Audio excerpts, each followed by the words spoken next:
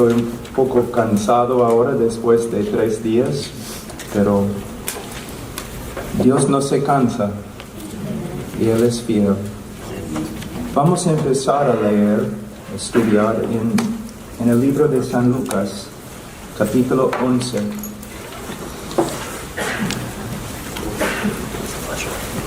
En la última lección nosotros hablamos de Jesús como hombre de oración, que aunque era Dios, también era hombre. Y Él venció a favor de su pueblo como hombre. Vivió sobre la tierra como hombre. Y vivió también una vida de oración. En el día de hoy, cuando hablo con cristianos, no importa dónde, Latinoamérica, los Estados Unidos, Canadá, Asia, Rusia, África, cuando hablamos de la oración, casi todos reconocen que no oren como deben. Hermano, cuéntame acerca de tu vida de oración. Y inmediatamente el hermano se inclina, ¿no?, la cabeza. Bueno, hermano Pablo, no oro como debo. A veces personas me han criticado diciendo que soy un hombre demasiado simple, ¿no? Porque cuando me dicen, Pablo, ¿cómo puedo crecer en la fe cristiana? Yo digo, bueno, lee tu Biblia y ora. No, tiene que haber más, no. Lee tu Biblia y ora. Es muy simple, pero no es muy fácil. Porque como dije hace 2 días, la carne odia la oración. La carne odia la lectura de la palabra de Dios. Y de esta forma la carne es una buena guía, ¿no? ¿Cómo debemos vivir? Debemos hacer todo lo que la carne odia. Debemos orar. Y en el día de hoy yo veo que tenemos grandes expositores. Y muchos hablan de la necesidad de exponer las Escrituras, de estudiar las Escrituras. Y es cierto, hermanos, debemos hacerlo. Pero no creo que escuche suficiente acerca de la oración. No hay muchas conferencias sobre la oración. Los grandes reformadores, sus vidas no se explican carnalmente, naturalmente. Sus vidas eran sobrenatural. Ellos no solamente eran grandes expositores, sino también eran hombres de oración. La esposa de Martin Lloyd-Jones dijo, nunca vas a entender a mi esposo, nunca vas a entender su ministerio, a menos que primero reconozcas que él era hombre de oración. Carlos Spurgeon era hombre de oración. Todos los misioneros que han tenido éxito en sus ministerios han sido hombres y mujeres de oración. Y lo que es muy interesante y me anima bastante es que aunque yo no sea inteligente o elocuente, yo puedo orar. Yo puedo hacer lo más importante. Hasta el gran predicador Carlos Spurgeon dijo que sería mejor tener 10 hombres que saben orar que 10 hombres que saben predicar.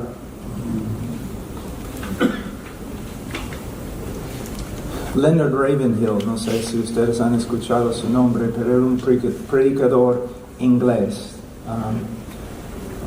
un predicador muy poderoso, lleno de fuego, ¿no? Un hombre peligroso en el púlpito. Y él habló de un hombre que era un hombre de oración, y que una vez él entró en el cuarto donde el hombre estaba orando, y él paró y no dijo nada, retrocedió así.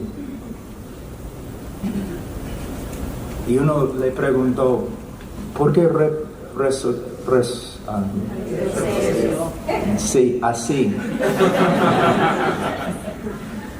Y él dijo, porque nunca vas a dar tu espalda a la realeza.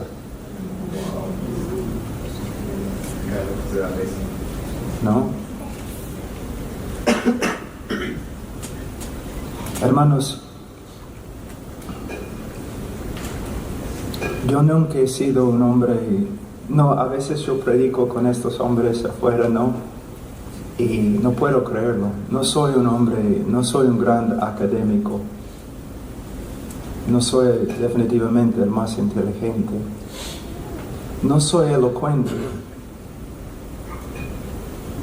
De verdad, cuando estudio mis talentos naturales, no encuentro talentos naturales. Pero el hombre más incapaz y el hombre más débil puede orar.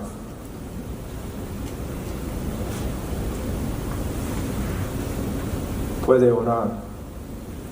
Y por medio de la oración, el Señor puede usar al hombre más pequeño, más incapaz, para hacer cosas grandes.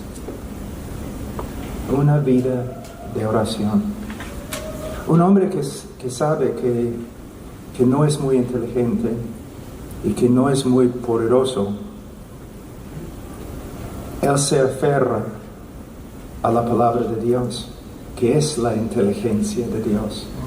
Se aferra a la oración, donde Dios puede hacer que aún el más débil sea fuerte. Nuestro problema no es que seamos demasiado débiles, sino es que no reconozcamos cuán débiles que somos. Porque aún los hombres muy dotados con dones naturales no pueden avanzar el reino de Dios, porque no es por la carne, es por el Espíritu.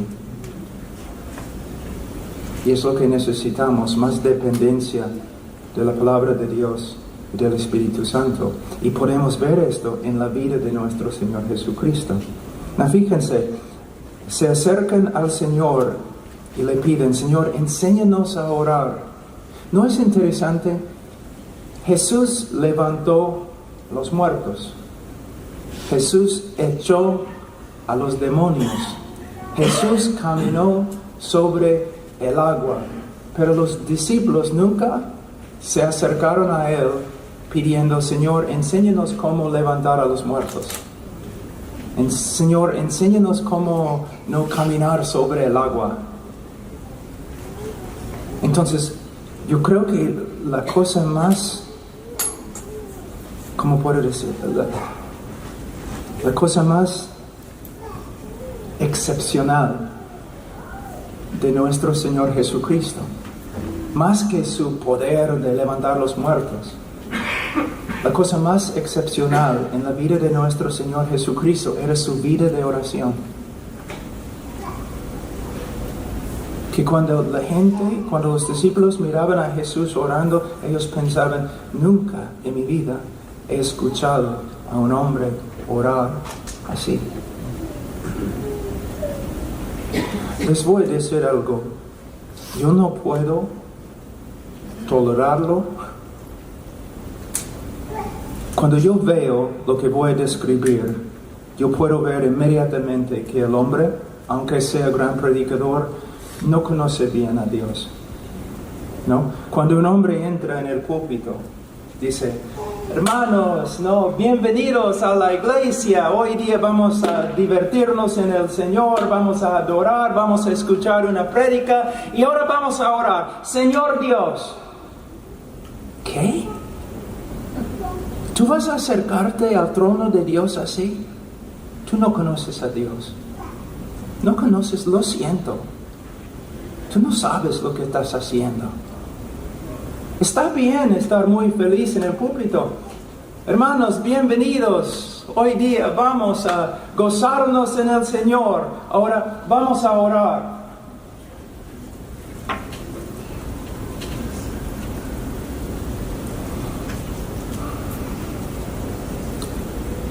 Señor, nos presentamos ante ti en el nombre de tu Hijo Jesucristo. ¿Pueden ver la diferencia? No es una actuación. Si conoces a Dios como se revela en las Escrituras, no vas a entrar como un tonto en su presencia, como si estuvieras hablando conmigo o con otro hombre. ¿Me entienden? No hay mucho temor de Dios porque la gente no conoce a Dios.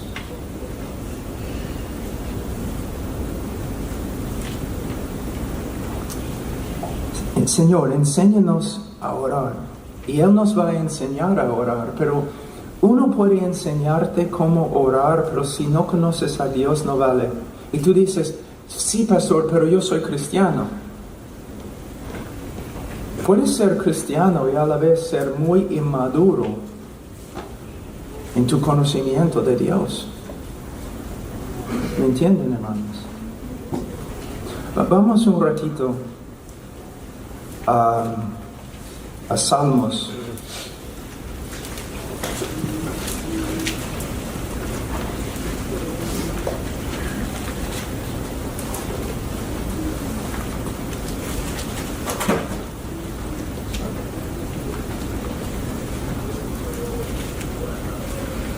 Capítulo 50, versículo 16.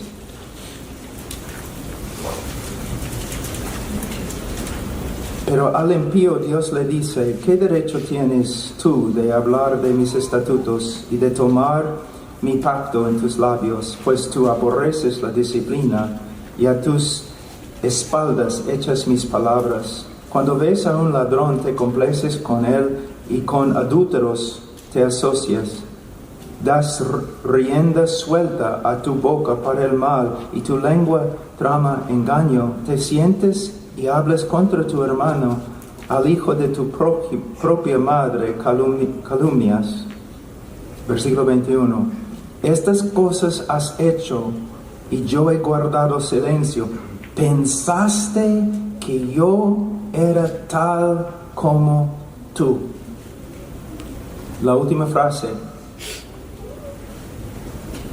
¿Pensaste que yo era tal como tú? En la ausencia de conocimiento bíblico de Dios,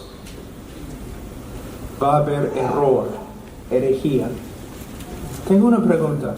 Vamos a decir que ahora mismo yo les doy a cada uno una hoja y un lapicero, y yo les doy una hora para hacer una lista de los atributos de Dios.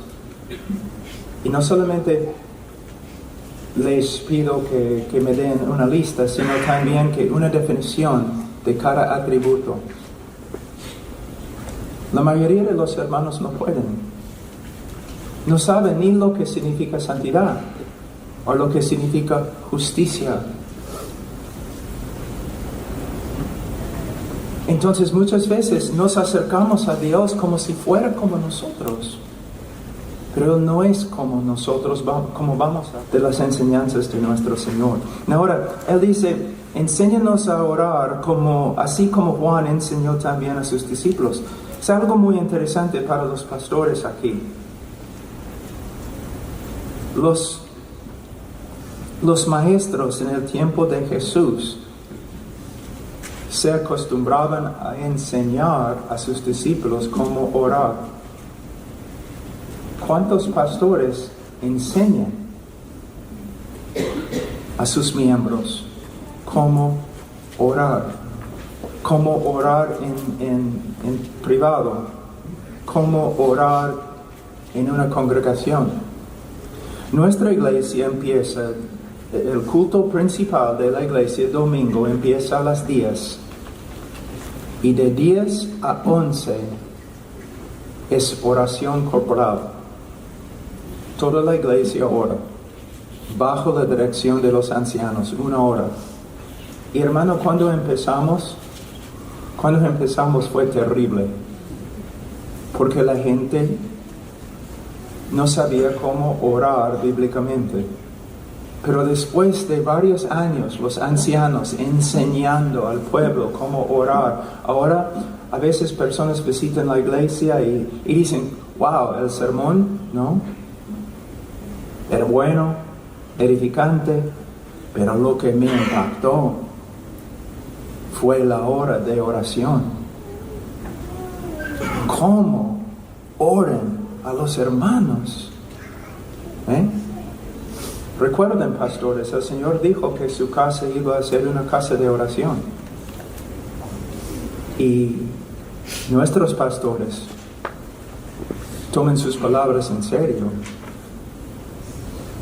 Miércoles en la noche, muchas veces tenemos lo que se llama asambleas solemnes. Y la iglesia puede orar 1 hora, 2 horas, 3 horas. Pero orando bíblicamente. ¿Por qué? Porque los pastores han invertido años enseñando a la congregación cómo orar bíblicamente. ¿Es posible predicar de una manera no bíblica? ¿Sí? ¿Hace daño cuando una persona lo hace? ¿Sí? ¿Es posible orar de una manera no bíblica? ¿Sí? ¿Hace daño? Sí. La reforma no se basa en simplemente una doctrina de gracia soberana. La reforma se basa en la doctrina de sola escritura y que tenemos que confirmar cada aspecto de nuestra vida, nuestro pensamiento, cada aspecto de nuestro ministerio, nuestra iglesia, a lo que está escrito. Entonces, si vamos a orar como una congregación, tenemos que aprender cómo orar bíblicamente.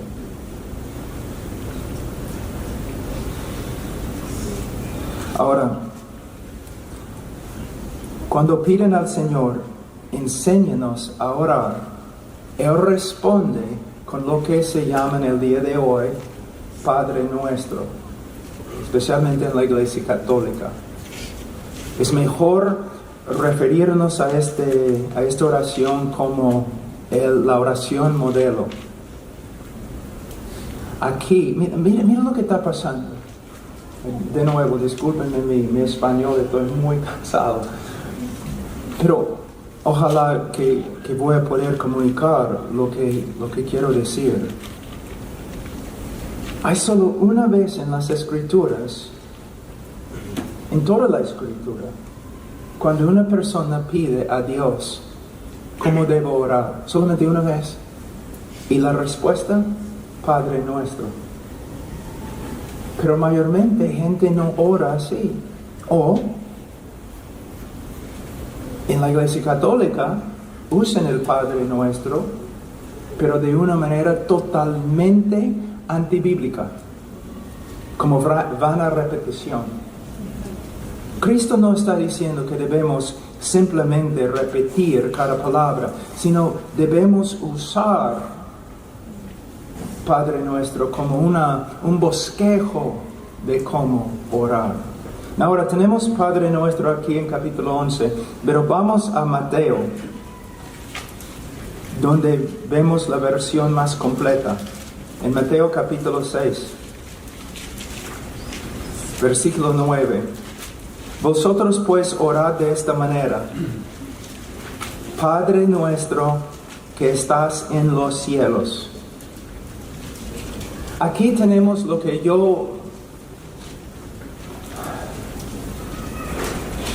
Aquí tenemos una psicología perfecta con respecto a cómo debemos acercarnos a Dios. Tenemos un ejemplo de la actitud perfecta que debemos tener cuando nos acercamos a Dios.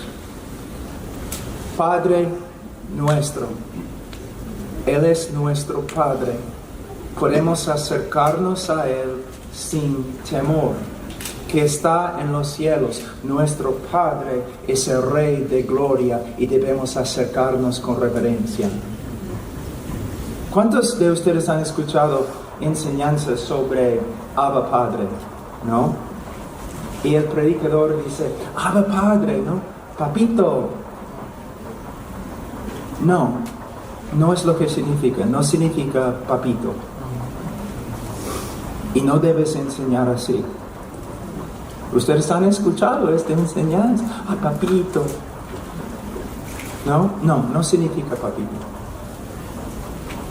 No comunica la reverencia que se encuentra en la palabra Abba. Les voy a dar un ejemplo. En África, en algunos lugares en África, el padre, si es un padre bueno, los niños aman a sus padres. Pero cuando se acercan a sus padres, ellos lo hacen con reverencia. No vemos esto en el día de hoy, en el oeste, ¿no? Yo he visto hasta hijos diciendo, papá, sí, hijo, quiero hablar contigo, papá. Hay una reverencia. La palabra Abba, Padre, significa sí, cariño, pero no cariño a la ligera o cariño sin reverencia. No podemos enfatizar demasiado el cariño. No podemos enfatizar demasiado la reverencia, los dos juntos. Pero en inglés y también en español, cuando uno dice papito, no, porque no lleva la reverencia que una relación con Dios demanda. ¿Me entienden, hermanos? Entonces ten bastante cuidado. Él es nuestro Padre. Nuestro Padre es el Señor de gloria.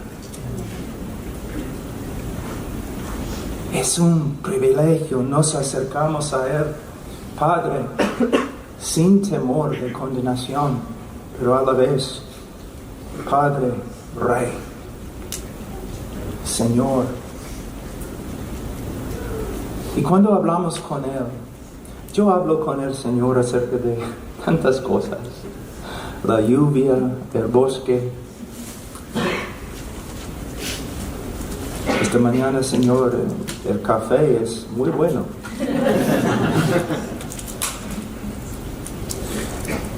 Pero nunca voy a dejar a un lado la reverencia,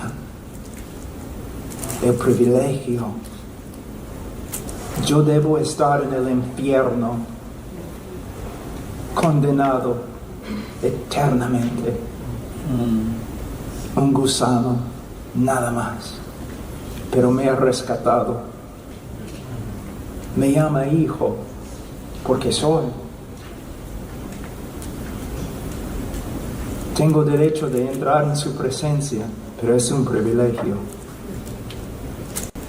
Un hombre que estudia la Biblia de Génesis a Apocalipsis, o una mujer que estudia la Biblia de Génesis a Apocalipsis, una persona que satura su vida en la palabra de Dios, él va a tener una actitud correcta. Una actitud correcta. Todo depende de nuestra relación con la palabra de Dios. Ahora, Padre nuestro que está en los cielos, santificado sea tu nombre, venga tu reino, hágase tu voluntad, así en la tierra como en el cielo. Lo que tenemos aquí es como un diamante y 3 facetas. Son 3 peticiones, pero de verdad son una sola petición. Entonces vamos a ver, primeramente, santificado sea tu nombre. ¿Qué significa que Dios es santo? A veces pregunto a los alumnos, ¿no?, los estudiantes, ¿qué significa que Dios es santo? Y ellos siempre dicen lo mismo, que Dios es sin pecado.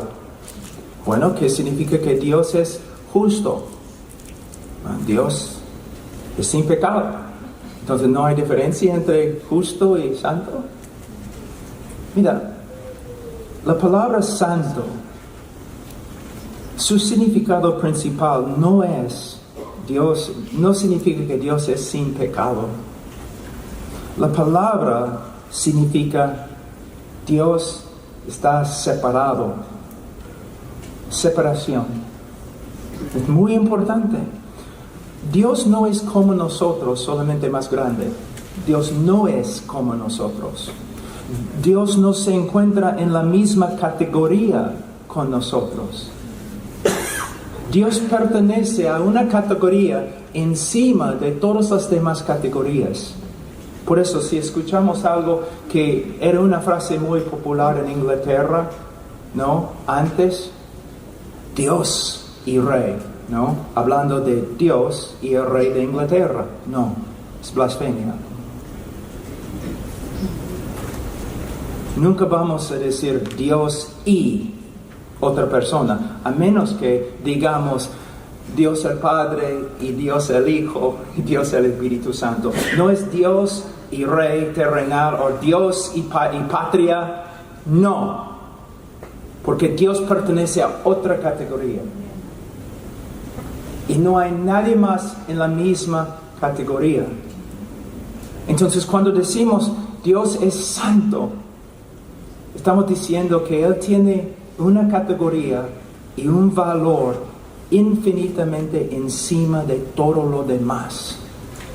Y secundariamente, por supuesto, sin pecado. Pero sin pecado simplemente porque Él está separado. Porque el significado principal, Dios está separado de todo. No es común. No es como otro. No debe haber en nuestro corazón lealtades, no lealtades que están compitiendo el uno contra el otro. Toda nuestra lealtad debe pertenecer a Dios y solo a Dios. Él es nuestro principal amor. Él tiene el primer lugar en todo. Entonces, cuando nosotros oramos, santificado sea tu nombre, en la Biblia, el nombre de Dios se refiere a Dios mismo, todos sus atributos, a todas sus excelencias. Entonces, cuando estamos diciendo, santificado sea tu nombre, que en el corazón de cada hombre, Dios se encuentre en una categoría separada y encima de todo lo demás. En el día de hoy, la mayoría de los hombres, aun los hombres que dicen que creen que Dios existe, ellos viven como ateos, ¿no? Dios no tiene primer lugar en su corazón, primer lugar en su mente, primer lugar en su tarea, su trabajo. Entonces, cuando la petición principal que siempre debemos orar encima de todas las demás peticiones es: santificado sea tu nombre. Pero mayormente la gente no ora así, ¿no es cierto? Algunos de ustedes probablemente van a decir: nunca he orado así. Aquí podemos ver la pasión del corazón de Cristo. Lo más importante en el corazón de Cristo: Señor, si solo puedo tener una petición, mi petición es que todos estimen tu nombre infinitamente sobre todos los demás nombres. Que en el corazón de cada hombre tú seas principal, supremo, encima. Una iglesia ahora, ¿no? Van a tener un tiempo de oración congregacional. ¿Qué pasa? ¿Alguien tiene una petición? Sí, pueden orar por mi tío porque su rodilla le duele. Pueden orar por mi vaca porque no da leche. En este momento mi rodilla me duele. Por favor, oren por mí. Pero hermanos, mira cómo es la oración congregacional en el día de hoy. Estamos orando por rodillas y ni mencionamos que tu nombre sea santificado. En esta iglesia no nos importa lo que tenemos que sufrir, no nos importa lo que nos pase. Nuestro deseo más grande es que tu nombre sea santificado, que tú seas alabado por toda la tierra. Y no puedo dormir porque tu nombre no recibe la honra que debe recibir. wow, ¿cómo necesitamos cambiar? No es cierto. Santificado sea tu nombre, venga tu reino. Que el reino de Cristo extienda por toda la iglesia, por toda la patria, por todos los negocios, por todo el gobierno, por toda la economía. El Señor, mira, el Señor no es... Al Señor todo pertenece. Abraham Kuyper, el gran teólogo Abraham Kuyper dijo, cuando Cristo regresa, ¿sabe lo que va a hacer? Él va a extender su mano sobre la tierra y va a decir, mío, mío, mío, mío, mío. Y lo que estamos pidiendo aquí es que todo el mundo y todas las cosas que hay en el mundo y que todas las instituciones en el mundo, que todo se someta a Cristo. Pero mira, una persona que ora, Señor, santificado sea tu nombre en la tierra, también tiene que decir, Señor, santificado sea tu nombre en mí. Y yo voy a estudiar las Escrituras y yo voy a orar para que mi petición se realice. No solamente estamos orando por la gente por allí, o por el mundo, o por la iglesia, estamos orando por nosotros. Y de hecho, estamos haciendo un compromiso. Que tu nombre sea santificado. Y yo mismo voy a trabajar, voy a luchar para que tu nombre sea santificado en mí. Y quiero ser también un instrumento para que tu nombre sea santificado en el mundo. El trabajo de la iglesia es trabajar para que el nombre de Dios sea alabado en todo el mundo y para que su reino soberano extienda sobre todo. Sobre todo. Eso no significa que a la fuerza, usando fuerza militar, que vamos a tratar de tumbar el gobierno. No es lo que significa. Lo que significa es que nosotros vamos a predicar el Evangelio en el poder del Espíritu Santo para que hombres se conviertan y todo el país cambie. Por medio del Evangelio. Por medio del Evangelio. Hágase tu voluntad. Venga tu reino, hágase tu voluntad.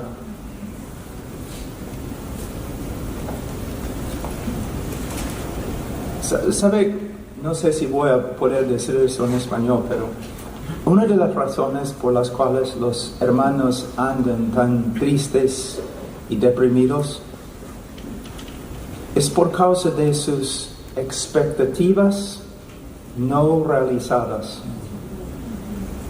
¿No? Por ejemplo, mi cuerpo es un desastre. ¿No? Hay más fierro en mí que en un camión.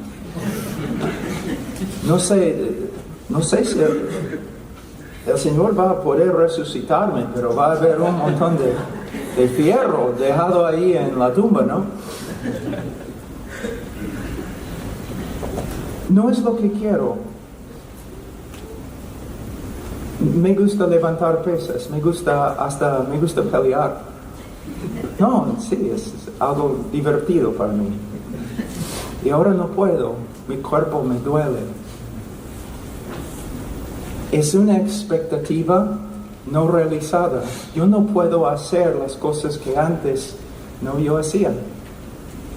Entonces voy a andar deprimido. Si es así, Señor, sáname. Pero Señor, si por medio de mi enfermedad tu reino puede extender más y tú puedes recibir más gloria a través de mi vida por medio de este dolor, déjame como soy. Porque la meta aquí no es mi mejor vida ahora. No es la meta. La meta es que tu nombre sea santificado, alabado, adorado. Que tu reino extienda por toda la tierra y que tu nombre sea santificado en mí y que tu reino se extienda en mí. Cambia nuestra manera de orar. Señor, si tu nombre puede ser santificado y tu reino puede extender por medio de bendecir mi negocio para que yo llegue a ser un hombre rico, hazlo, Señor. Pero a la vez, Señor, si por medio de mi pobreza tu nombre sea santificado más y tu reino venga más, entonces déjame como soy. Porque la meta, yo no soy la meta. Mi mejor vida ahora no es la meta. La meta es el reino de Dios. Entonces, mira, la sabiduría de Dios. Después de versículo 10, después de aprender cómo orar de una manera teocéntrica, versículo 11, danos hoy el pan nuestro de cada día. Hermano, no puedes separar versículo 11 de versículo 9 y 10. ¿Por qué estoy pidiendo pan? Para que yo pueda trabajar en la santificación del nombre de Dios, en la venida de su reino, en el hacer de su voluntad. Hermanos, ¿han pensado así? Pedimos, Señor, dame pan, dame lo que necesito para vivir, para que yo pueda servirte. Gente no piensa así, ¿no es cierto? No piensan así. Señor, ayúdame, ayúdame. Señor, soy pobre, ayúdame. Señor, necesito un carro. Señor, necesito mejor casa. Pero lo que tenemos que cambiar toda nuestra actitud con respecto a las peticiones. Es una cosa cuando una persona dice, Señor, necesito un carro.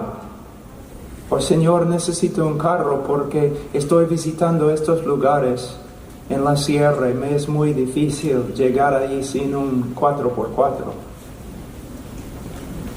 Y no solamente algo misionero, sino, Señor, soy padre ahora, tengo hijos y caminar en la calle es muy peligroso y como hombre, como padre, es mi trabajo proteger a mis hijos. Señor, por favor, provéeme un carro.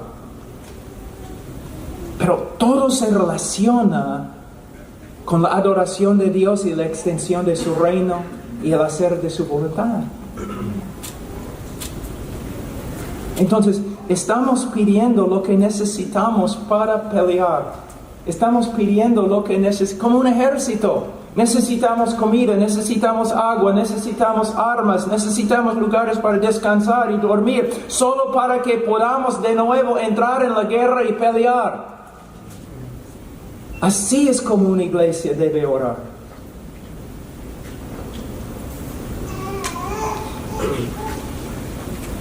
Una historia un poco divertida, no sé.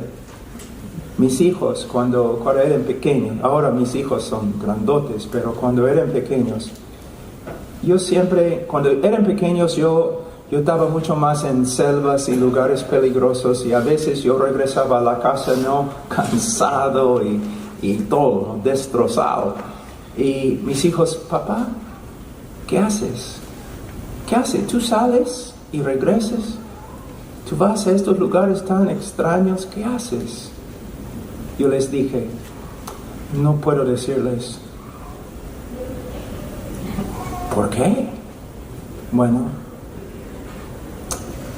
no me van a creer. Entonces, no, como niño, papá, ¿qué haces? Un día, cuando eres más maduro, yo voy a contarles. Entonces siempre, después de cada viaje, ¿no? A Rusia, a África, a la selva, cualquier lugar, a Medio Oeste, ¿no? Papá, ¿qué haces? Ya, ok, les voy a decir, siéntense. Ahora, si yo les digo lo que hago, tienen que creerme, prometen creerme. Sí, papá, ¿qué haces? Cuando yo salgo, yo peleo con dragones. ¿Qué? ¿No? Cuando yo salgo, hay dragones, monstruos, en todos los países donde voy. Y la gente sufre bastante por causa de estos monstruos, estos dragones. Y yo voy, yo los mato. No.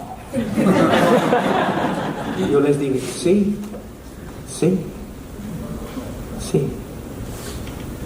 Hermanos, en Perú decimos a veces, yo escuché, ¿no?, de los drogadictos, no sé si todos los peruanos dicen eso, pero dicen, tú vives porque el aire es gratis. Es la única razón por la cual vives, no tienes propósito, ¿no? Tú vives porque el aire es gratis. Y mucha gente vive así.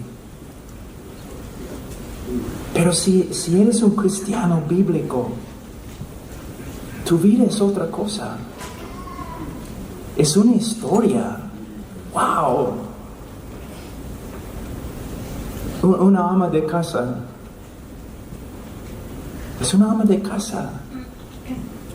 Pero tiene un don extraordinario de orar. En la tarde, en las mañanas, en las noches. Ella se convierte, ¿no?, de una ama de casa a una guerrera contra dragones, peleando para la liberación de personas. Un hombre trabaja como carpintero todos los días, ¿no? Trabajo difícil, pero no es carpintero. Él está ahí, sí, para ganar dinero para su familia, pero también para extender el evangelio. Él está peleando contra dragones.